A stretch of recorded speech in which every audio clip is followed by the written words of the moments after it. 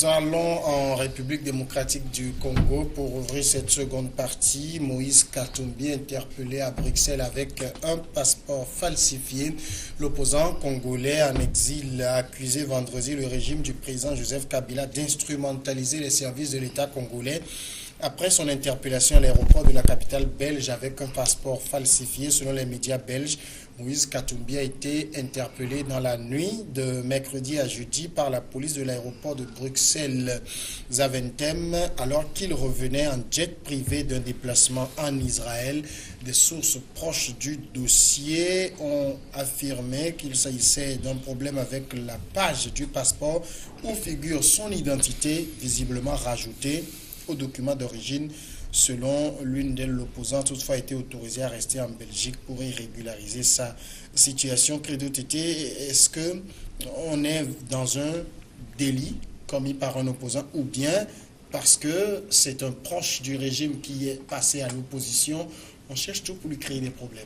Non, mais moi je crois que la façon dont on présente la situation, on peut dire dans une certaine mesure, on peut parler de délit de droit commun parce que si c'est faux, usage de faux, la falsification, donc ça c'est le délit de droit commun. Maintenant, si on prend la carrure politique ou d'opposant du monsieur, on peut dire que c'est peut-être que le régime de Kinshasa veut sa peau, du moment où le gars a même exprimé clairement son intention de faire son retour à Kin. Donc ça peut gêner ça peut déranger le sommeil de monsieur Kabila et autres là. Mais moi je me pose une question. Donc c'est maintenant qu'ils ont conscience que la première page où figure la photo de M. Katumbi est une page falsifiée. Qui l'a falsifiée en fait? Est-ce que M. Katumbi a là les outils nécessaires pour changer la première page de son passeport ou justement là où figure sa photo? Donc là, je crois que dans ce dossier, il faut aller au bout et interroger toutes les parties afin qu'on puisse faire la lumière sur cette affaire-là. Ou bien, le simple fait même qu'on l'ait empêché de voyager, donc ça c'est une mauvaise publicité pour la personne. Donc on veut l'habiller, le présenter comme quelqu'un qui est dans le faux, qui est dans la falsification, et essayer avec un semblant de procès, s'il arrive à être condamné, donc ça peut entacher son dossier politique, l'empêcher peut-être d'aller aux prochaines consultations électorales. Donc là, c'est tout un schéma.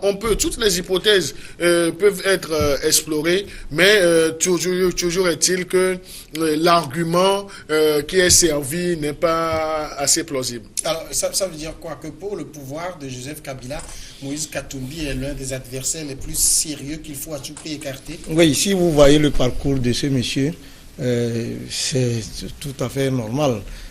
D'abord, comme l'a dit Credo, ces devoirs, vous savez, ces devoirs ne commencent pas avec l'histoire du passeport. Vous savez, Katumbi avait été déjà accusé d'avoir amené les mercenaires. Après cette affaire, il y a eu aussi une histoire d'une affaire immobilière où il a été condamné, voilà, il est parti en exil. Voilà, maintenant, quand il avait voulu faire le passeport, il a voulu le faire, on a demandé. C'est vrai que le passeport même a eu un problème au sein. On a voulu renouveler même le passeport. Avant même la période fixée. Le délai n'est même pas encore. Quand le gouvernement congolais a souhaité, avant c'était des passeports semi-biométriques. Donc ils ont demandé, ils ont donné des raisons. Les derniers passeports qui ont été émis normalement devront prendre leur durée de validité jusqu'en 2020. Donc, alors que la durée de validité n'est pas encore arrivée à terme, on dit de renouveler les passeports. Donc, quand lui, il a voulu le faire, bon, alors il a remis le passeport au niveau du consulat, mais c'est eux qui ont manipulé le passeport, on l'a redonné. Après, on dit non, bon, voilà. C'est un monsieur, il n'est pas n'importe qui. Vous savez, Moïse Katumbi a été gouverneur de la province de Katanga. Il a été élu député. Et puis, pour être élu gouverneur, il y avait, je crois, 102 personnes qui devaient voter. Il avait 94 voix. Pour être élu, je ne sais pas, député, il avait plus de 100 000 voix.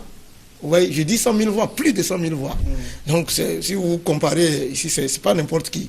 Donc, et puis Moïse Katumbi a fait, il est riche, il a fait les affaires dans le domaine de la pêche. C'est un homme très riche, c'est un homme d'affaires. Et puis, comme je l'ai dit, il a été gouverneur dans la province de Katanga. La province de Katanga, c'est une zone minière, c'est quelqu'un qui est très financièrement solide. Il est le président du tout-puissant Mazembe qui a une équipe de football. Il a incarné, il a même une responsabilité au niveau de la FIFA, tout ça. C'est un monsieur qui est non seulement riche, il a un parcours politique, il a un carnet d'adresse. Donc quand vous posez la question de savoir si... Et il y a une étude qui a été un sondage qu'il a placé à un moment donné. Et les sondages disent qu'il il est le meilleur challenger, il peut même gagner le président. Ces sondages ont été remis en cause parce que fait par une agence proche de lui-même. Non, mais c'est-à-dire que les critères de sondage sont clairs et tout ça a été démontré. Donc, et c'est depuis ce jour-là qu'il a commencé par avoir les déboires, donc il a quitté le pays. Donc, avant la libération, tout récemment, de Jean-Pierre Bemba, et le principal opposant, celui qui est à mesure véritablement de tenir tête, c'est bien entendu Katumbi. Mais au-delà, c'est que l'histoire de Katumbi même amène à une réflexion quant à ces derniers temps, les responsables qui viennent prendre la succession à la tête des États. Vous voyez, au Bénin, vous l'avez dit tout à l'heure, c'est Patrice Talon qui avait entre-temps collaboré avec le pouvoir. Comment au Burkina Faso, celui qui était un ancien collaborateur au Sénégal, c'était un ancien collaborateur du pouvoir. Bon, maintenant, en République démocratique du Congo, Katumbi était membre du parti au pouvoir. Il a fait 17. Mais finalement, nous, qui sommes en train de nous intéresser à la politique, on se dit, bon, voilà, à un moment donné, on veut l'alternance. Dans l'Afrique, on veut que des gens viennent. Comment cela se fait-il que finalement, c'est les anciens qui ont géré avec eux, qui finalement deviennent des opposants et viennent là. Est-ce qu'il n'y a pas un problème là-dessus? Mais dans tous les cas, c'est une réflexion. Au Togo, vous voyez Agbeyoumé, Pascal Boudjouna, Akila Isoboko. Bon, voilà, c'est toujours dans le même siège. Mais dans tous les cas, il n'est pas interdit. Parce que seuls les imbéciles ne changent pas. Si les gens ont travaillé avec le pouvoir hier et qu'ils trouvent qu'aujourd'hui, il y a nécessité de changer, c'est tout à fait normal. Donc, mais pour le cas de Katumbi, moi je dis vraiment que c'est de l'acharnement. Et je crois que l'histoire du passeport, là, ça va être une page qui va être vite tournée. Et il faut que Kabila, qui lui-même a fait plus de combien de mandats, je ne sais plus, accepte plus de oui, mais voilà. Bon, voilà, donc il accepte que l'alternance soit aussi en République démocratique du Congo, qui, par le fait du hasard, ressemble étrangement à l'histoire politique du Togo. Alors, Moïse Katumbi, c'est lui qui est une forte personnalité qui peut concurrencer Kabila, ou c'est le pouvoir qui se fait du sang d'encre pour Katumbi? Non, mais moi je crois que le fait qu'on ait créé des problèmes de toutes pièces à M. Katumbi, donc c'est une peur qu'il y a du côté du régime de Kinshasa actuellement. Donc on a la peur de M. Katumbi. Et si vous voyez même, disons, la composition des leaders politiques au niveau de Kinshasa, de la RD. Aujourd'hui, c'est Katumbi qui fait le poids, qui a également les moyens de sa politique, en fait. Il a les moyens de sa politique et c'est quelqu'un qui trouble le sommeil de M. Kabila. Donc, il faut, avant les échéances électorales, il faut lui créer des ennuis pour trouver des arguments juridiques pour l'empêcher de se positionner. Parce que quelqu'un qui a été gouverneur de Katanga, donc... on ne se lève pas pour être gouverneur de Katanga. Donc, il faut avoir de la matière. Et il sait comment les ressources minières sont gérées dans ce pays-là. Et le monsieur aussi, par le sport, il a essayé de fédérer un certain nombre d'esprits derrière lui. Parce que le parcours footballistique de son équipe, le Mazembe, le tout-puissant Mazembe, donc je crois qu'il peut rafler également des voix et autres là. Parce que le sport contribue au développement, mais le sport favorise l'ascension politique aussi. Parce que lorsque tous les sujets politiques vont diviser les populations, au moins le sport arrive à les rassembler. Si vous contribuez au développement du sport, vous pouvez facilement atteindre par votre message un certain nombre, un grand nombre de l'électorat. Donc je crois que M. Katumbi a joué sur ces deux pans et cela donne la peur bleue au pouvoir de M. Kabila. Donc il faut l'abattre rapidement et autrement. Là où je situe ce problème, c'est que cette affaire est mal ficelée parce qu'il y avait en amont une responsabilité même des autorités de Kinshasa dans l'émission même de ce passeport-là. Parce qu'il avait fait la première démarche pour qu'on puisse lui renouveler le passeport pour que ça soit totalement biométrique et autres là. Donc ils lui ont dit non, que ce n'est pas possible dans le délai autre là. Si ce n'est pas possible dans le délai, est-ce que on nous a dit depuis l'aéroport de Belgique que il a essayé de faire un autre passeport biométrique et avec quel gage de sécurité? Parce qu'un passeport biométrique n'est pas un diplôme ou une attestation qu'on fait même dans un ordinateur. Parce qu'il y a des données qui sont centralisées, qui sont même, disons, mises à la disposition des puissances étrangères. Même un passeport, ça circule dans tout le monde. Donc il y a des centralisations quelque part. Donc là, je ne vois pas M. Katumbi essayer de falsifier son propre passeport et autres là. Si on me disait qu'il a cautionné une procédure de falsification de passeport pour une tierce personne, je peux dire qu'il peut le faire parce qu'il aurait des intentions. Mais lui-même, son passeport, il ne peut pas se laisser avoir comme ça assez facilement. On pourra même s'interroger, il le falsifierait à quelle fin? À quelle fin, justement? Donc ça, c'est la grande question. S'il avait un passeport qui n'a pas encore expiré, qui est assez valide, et là, je ne sais pas par quelle alchimie il va essayer de tomber assez bas pour aller dans le faux et puis se créer des ennuis.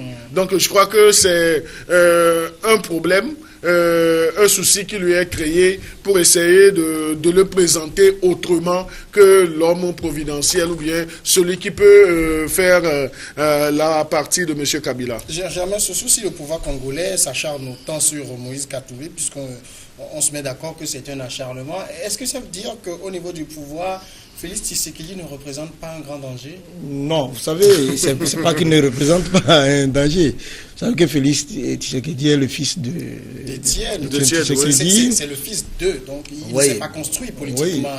Oui, voilà, donc comme vous l'avez dit. Bon, vous savez, la politique, nous avons dit, il y a plusieurs paramètres. Vous savez, Étienne Katumbi a un parcours politique. Et entre autres, vous savez, quand il a été gouverneur de Katanga, ce qui peut-être c'est aussi un rappel pour les gens, vous savez, il a posé des actes très salutaires. Vous savez, dans sa province, il y a des sociétés étrangères qui, dans leur façon de travailler, spoliaient les jeunes Congolais. Donc il a mis fin à un moment donné. Les extractions minières étaient avant transformées à l'extérieur. À un moment donné, Katumbi a refusé. Il dit, bon, vous allez extraire les minières, mais vous transformez ça sur place. Et ça a créé beaucoup d'emplois quand il était gouverneur. Donc ce sont des éléments. Et il a réussi avec cette stratégie, il a créé beaucoup d'emplois. Donc c'est quelqu'un, à son actif, il a beaucoup de choses que les gens aiment. Ce n'est pas le cas du fils de Tshisekedi, qui, lui, bon, il vient d'arriver en politique. Non, qui a été façonné dans les chambres, dans les bureaux. Bon, voilà. C'est ça. Oui, donc, c'est ça. Katumbi, c'est un homme de terrain. C'est pour cela que, comme il le disait tout à l'heure, lorsque vous décidez de prendre la responsabilité d'être un homme politique, on fait attention à beaucoup de choses. Donc, il ne peut pas se permettre de dire qu'il va falsifier. S'il falsifie le passeport, à moins lui-même il l'a fait ou bien il l'a donné à quelqu'un. Donc il faut trouver le faussaire. Qui l'a fait? Or le passeport c'est dans les mains des autorités. Donc en dehors de ça, il faut rechercher les faussaires pour que lui, on dise bon, comme il a dit, c'est des choses. Mais vous savez, on est en politique et vous n'êtes pas sans savoir que lorsque vous décidez de vous présenter, on peut vous trouver tout de suite une double nationalité ou un double acte de naissance comme on l'a fait dans un certain pays que vous connaissez très bien. Oui, dans son cas même, on dit qu'il est même italien, voilà, tout ça là. On passe au tour.